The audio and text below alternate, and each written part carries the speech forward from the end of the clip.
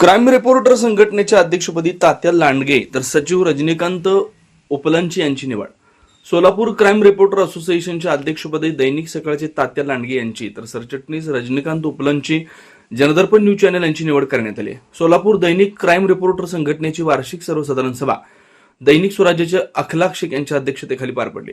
यावेळी दैनिक संचारचे अनिल कदम, जनसत्य पेपरचे अरुण रोटे, तरुण भारत संवाद पेपरचे अमोल व्यवहारे, दैनिक पुण्यनगरीचे भरतकुमार मोरे यांची प्रमुख उपस्थिती होती.